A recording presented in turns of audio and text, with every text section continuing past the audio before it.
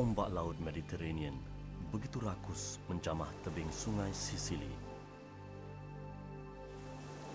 Tetapi di sebalik pukulan ganas ini muncul nilai penuh kelembutan dan keharmonian dibawa oleh pahlawan Islam ke sini.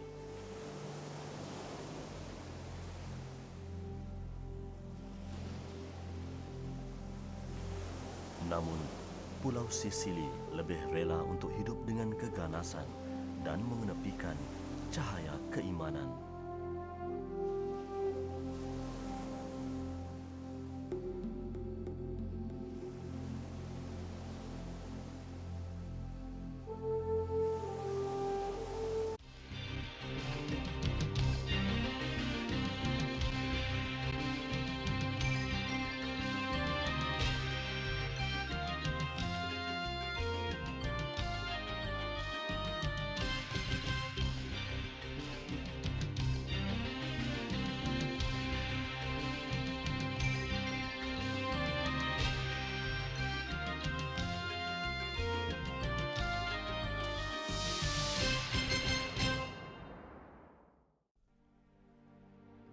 Saya merentas Laut Mediterranean untuk menjejakkan kaki di Pulau Sisili dan mengesan kehadiran Panglima Islam dalam misi menyebarkan akidah suci di pulau ini. Tentera Byzantine menjadikan Sisili di Itali sebagai pengkalan melancarkan serangan ke atas wilayah Islam di Afrika. Kenderaan bertali arus melambangkan kesibukan bumi kelahiran Panglima Jauhar Al-Saqliyah, pembuka kota Kairah di era pemerintahan Kerajaan Fatimiyah. Maha besar Tuhan pencipta alam, dengan kehendaknya seorang pemuda berbangsa Eropah yang dibesarkan di sini dipilih untuk membuka Kairah di benua Afrika. Seterusnya mengasaskan penubuhan Universiti Al-Azhar yang kini menjadi kebanggaan umat Islam sedunia. Warna kulit dan rupa paras mereka jauh berbeza berbanding masyarakat padang pasir di semenanjung Tanah Arab. Masyarakat ini terkenal dengan warganya yang bermata biru dan berambut perang. Ia adalah warisan yang ditinggalkan oleh pencampuran antara budaya Eropah, Greek dan Norman. Sisili, pulau terpenting di pesisiran Laut Mediterranean, ia juga wilayah keempat di bawah kerajaan Itali. Sisili dikenali sebagai Trinakria di kalangan orang Greek kerana muka buminya yang menyerupai bentuk tiga segi. Di persimpangan sebatang jalan sebelah barat Sisili, saya melihat kesan peninggalan masyarakat Arab yang mewakili pemerintahan kerajaan Islam di sini. Pepohon zaitun berusia ratusan tahun subur menghijau di pulau beriklim Mediterranean ini. Dikatakan benih zaitun telah dibawa oleh pengibar panji-panji Islam sewaktu mereka melaksanakan misi dakwah yang memakan masa berbulan-bulan lamanya. Minyak dan buah zaitun adalah makanan harian masyarakat Arab. Kemungkinan khasiat yang terkandung di dalamnya menjadikan ia pilihan mereka. Pintu gerbang Porta Nova, lambang kebanggaan penduduk Palermo, ibu negeri Sisili. Usianya menjangkau 362 tahun, namun masih teguh berdiri mempertahankan sejarah yang terpahat padanya. Dikatakan seorang anak raja bernama Charles membina pintu gerbang ini setelah menggempur kota Islam di Konstantinopel. Di sebelah pintu Porta Nova terdapat monumen kesan tinggalan pemerintahan Islam serta kerajaan-kerajaan sebelumnya. Selepas melepasi pintu gerbang itu, perhatian saya tertarik pada sebuah bangunan yang mempamerkan ciri-ciri seni bina Islam. Apabila cahaya Islam mula bersinar di seluruh pulau Sisili pada 902 Masehi, ia menjadi pusat kegiatan rohani dan sosial masyarakat Islam ketika itu. Peralihan kuasa turut membawa perubahan kepada gereja ini. Fungsinya sebagai pusat kegiatan masyarakat Islam turut bertukar. Gerakan para pejuang Islam berdepan dengan tentera Byzantine di Sisili bermula sejak pemerintahan Sayyidina Uthman bin Affan, walaupun pihak musuh telah cuba menggugat wilayah Islam sejak zaman Sayyidina Umar Al-Khattab lagi. Pahlawan Islam tidak pernah mengenal erti putus asa untuk menyebarkan panji Islam di Sisili, walaupun usaha mereka pada peringkat awalnya sering gagal. Bangunan yang terletak di hadapan pintu gerbang Palermo ini memahat kisah gerakan tentera Islam pada dindingnya. perjuangan untuk memasuki Sisili dan menyekat serangan pihak Byzantine dilakukan lebih daripada 10 ekspedisi. Setiap pemerintah baru Islam yang muncul di tanah Arab akan menggerakkan ekspedisi ke sini, namun kejayaan yang diperolehi kurang memberangsangkan. Patung-patung berwajah pahlawan lama dijual begitu banyak di kaki lima jalan berhampiran gereja Palermo. Penduduk di sini mungkin ingin mengenang kehebatan pahlawan mereka yang mampu mengecewakan setiap ekspedisi tentera Islam melalui patung-patung buatan tangan itu. Sewaktu pemerintahan Khalifah Harun al-Rashid, kerajaan Islam cuba menjalin hubungan baik dengan penguasa Byzantine di Sisili. Tujuan Khalifah adalah untuk mengurangkan ancaman Byzantine ke atas wilayah Islam. Saya terus menjelajah hampir ke seluruh pelosok ibu negeri Sisili untuk menyaksikan lebih banyak kesan yang ditinggalkan oleh pemerintah Islam. Kehadiran pejuang Islam di pulau beriklim Mediterranean ini lebih banyak tersirat daripada tersurat. Allah telah menganugerahkan suasana yang nyaman di pulau Sisili. Musim panasnya kering dan berangin, manakala musim sejuknya tidak terlalu lembab.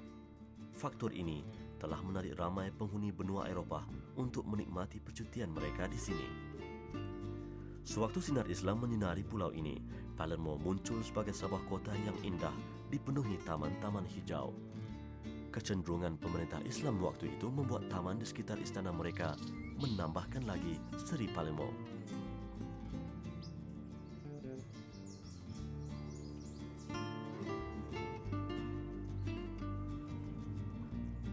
Kehijauan yang disulam dengan warna-warni bunga mekar di Palermo membawa saya ke sebuah binaan milik pemerintah kerajaan Norman. Bangsa Norman muncul di Itali pada permulaan abad ke-11 Masehi. Mereka akhirnya bertapak kukuh di selatan Itali dan mengalahkan tentera Byzantine di sana. Kesuburan dan kemakmuran Sisili di bawah lembayung pemerintah Islam menarik perhatian mereka. Pada 1060 Masehi, seorang pemimpin Norman bernama Roger mula menyerang Sisili. Keutuhan kerajaan Islam di Sisili pada waktu itu tidak sekemas pemerintahan di awal penguasaan Islam.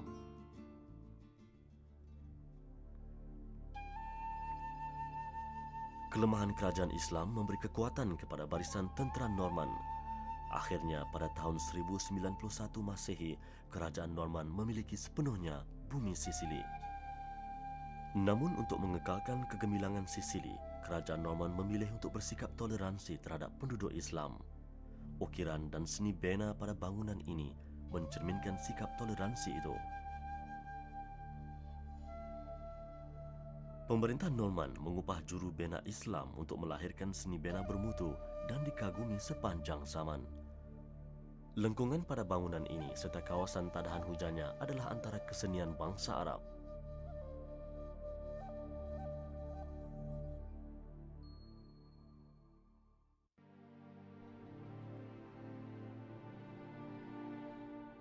Jalan raya yang sibuk di tengah-tengah bandar Palermo ini asalnya sebuah sungai buatan.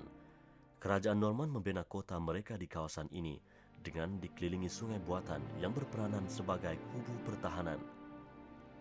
Bersama tanda-tanda kehadiran Islam yang semakin terhakis oleh peredaran zaman, sungai buatan itu juga telah berubah menjadi sebatang jalan.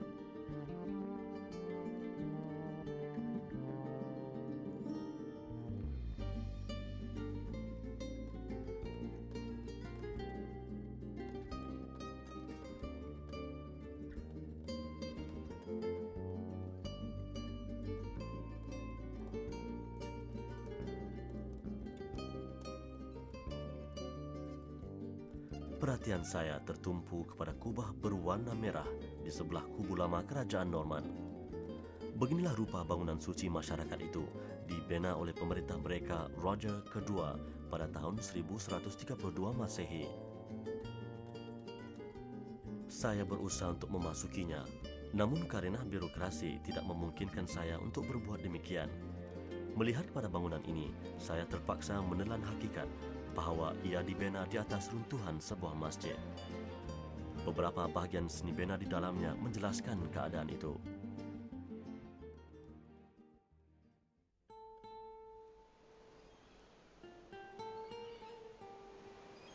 Camar laut di wilayah Trapani menyambut kepulangan nelayan Sisili sambil menunggu habuan mereka. Wilayah di sebelah barat Sisili ini lebih dahulu menerima cahaya ilahi, iaitu pada tahun 872 Masehi. Kedudukannya yang tidak jauh dari bumi Tunisia membolehkan perkara ini berlaku. Bumi Sisili suatu waktu dahulu dibahagi kepada 3 bahagian, iaitu Val di Mazara, Val di Noto, dan Val di Mone. Islam telah menjadi agama rasmi di bahagian Val di Mazara dan bahagian ini dipercayai terletak di bahagian barat Sisili. Trapani pada hari ini mengabadikan kesan runtuhan istana Norman dan rumah ibadat mereka yang turut menjadi tarikan para pelancong. Saya terasa begitu asing di wilayah ini, walaupun seluruh penduduknya suatu ketika dulu meyakini keesaan Allah.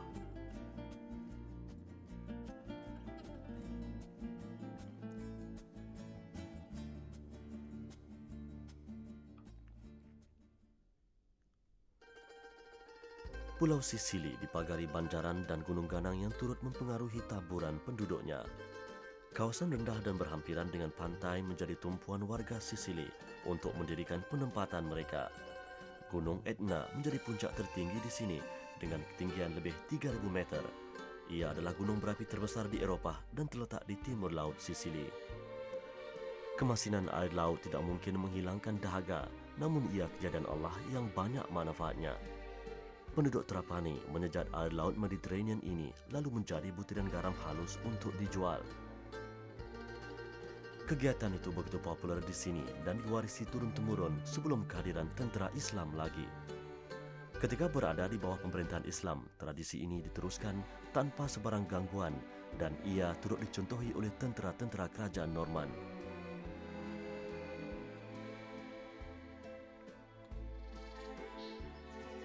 Selain pengeluaran garam, Trapani juga terkenal dengan tanaman anggurnya. Secara umum Sisili adalah pembekal utama hasil buah-buahan seperti limau kepada Itali. Tetapi tanaman lain seperti anggur yang digunakan untuk membuat minuman keras juga penting di sini. Dikatakan sewaktu pemerintahan kerajaan Islam sekitar tahun 947 Masehi, hasil pertanian dan perindustrian menjadi sektor utama ekonomi Sisili. Kerajaan Islam Bani Kalb yang memerintah ketika itu memperkenalkan sistem pengairan yang baik. Sistem itu dijalin dari beberapa teknologi seperti pengaruh Rom, Parsi dan sistem tadahan air masyarakat Arab. Beberapa benih tumbuhan dan buah-buahan seperti kapas, zaitun, kurma dan anggur diperkenalkan kepada penduduk tempatan. Malah, ada ahli sejarah berpendapat masyarakat Islam mengajar cara menanam tebu kepada penduduk Sisili dan Eropah. Saya masih meneruskan penjelajahan di bahagian barat Sisili. Harapan saya begitu tinggi untuk berjumpa dengan masyarakat Islam berbangsa Itali di sini, walaupun saya menyadari ia tidak mungkin menjadi kenyataan. Dari kawasan rendah hinggalah ke puncak sebuah bukit berhampiran bandar Trapani, saya gagal menemui sebarang peninggalan pejuang Islam. Sedangkan wilayah ini suatu ketika dahulu majoriti penduduknya beragama Islam. Walaupun diancam oleh ledakan gunung berapi Etna yang masih aktif, Sisili terus membangun mengejar masa di era kemodernannya dan meninggalkan kegemilangan masa lalu di bawah pemerintahan kerajaan Islam sebagai satu kenangan manis. Namun bagi saya, kenangan manis itu adalah satu tamparan dan cabaran kepada umat Islam hari ini agar tidak leka sewaktu dilimpahi kurniaan Allah. Bumi ini pernah berada di bawah 3 pemerintah Islam yang utama, bermula dengan kerajaan Aghlabiyah dari tahun 903 hingga 909 Masehi. Kerajaan itu berasal dari Afrika Utara, kemudian disambung oleh pemerintahan kerajaan Fatimiyah hinggalah tahun 947 Masehi dan diakhiri oleh kerajaan Kalbiyah yang memerintah Sisili selama 90 tahun. Apabila kerajaan Norman mengambil alih tampuk pemerintahan, umat Islam masih menjadi golongan majoriti di bumi Sisili. Pemerintah di awal kemunculan kerajaan Norman melayan umat Islam dengan baik. Mereka memberi kebebasan beragama di samping menggalakkan perkembangan ekonomi, pendidikan dan kebudayaan.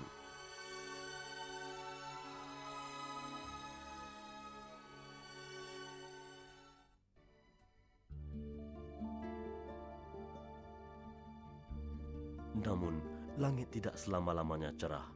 Awan mendung berarak menyelubungi kehidupan masyarakat Islam. Pemerintah Norman mengubah dasar mereka. Kebebasan yang diberikan ditarik kembali.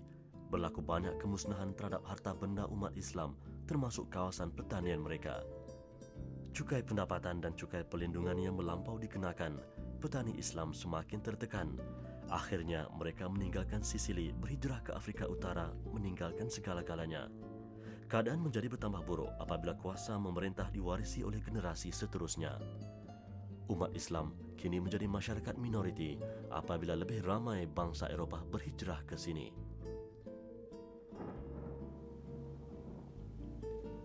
Malah ada di antara umat Islam, khususnya golongan petani yang miskin, menjadi hamba kepada pemerintah atau dijual ke Itali.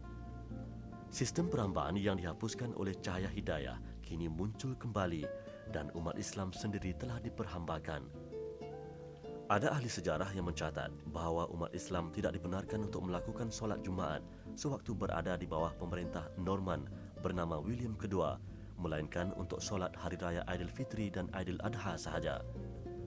Kehidupan masyarakat Islam pada waktu itu semakin terasing. Kehebatan tamadun yang mereka bina sudah tidak bermakna.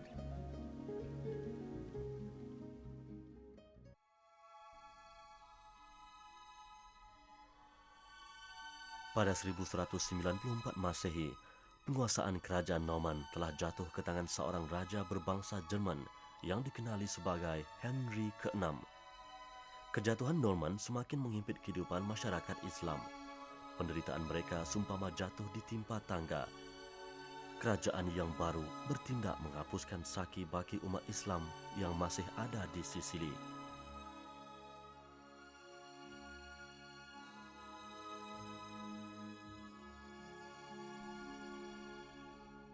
Negara-negara Afrika Utara menjadi tempat untuk berlindung. Dikatakan pada tahun 1266 Masehi, tiada seorang pun yang menganut agama Islam di pulau ini, iaitu selepas lebih daripada 300 tahun umat Islam bertapak di Sisili. Kesunyian bumi Sisili daripada laungan azan seperti di zaman pemerintahan Islam berterusan hingga hari ini. Suatu ketika dahulu, ibu negeri Sisili dipenuhi masjid-masjid dan taman-taman indah dibina umat Islam. Institusi pengajian tinggi yang tidak pernah terfikir untuk dibangunkan oleh masyarakat barat tumbuh bagaikan cendawan selepas hujan. Perkembangan Masjid Qairawan di Tunisia membawa guru-guru terlatih ke pulau ini.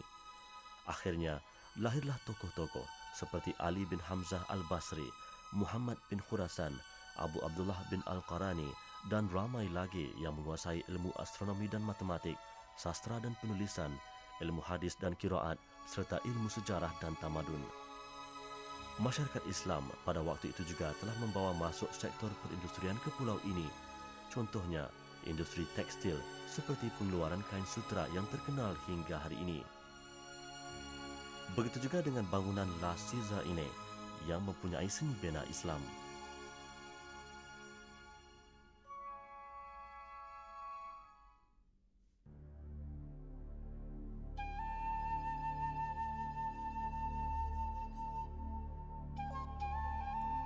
Kehadiran saya ke pulau ini melalui jalan laut sama seperti kehadiran pembawa panji Islam ke Sisili. Kehadiran mereka telah meniupkan arus perubahan yang besar kepada masyarakat tempatan. Kehadiran saya pula untuk menyingkap sejarah itu.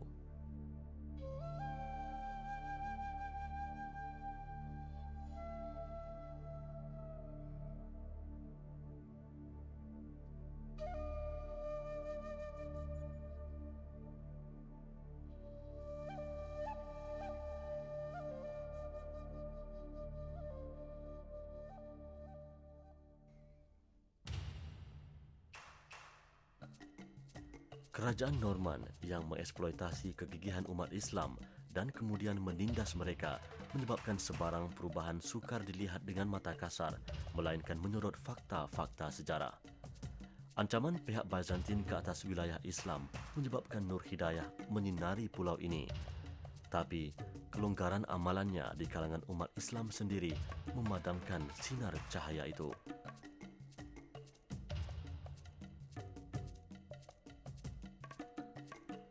Ikuti perjalanan saya seterusnya di pulau-pulau Laut Mediterranean yang pernah merasai saat gemilang di bawah pemerintahan Islam.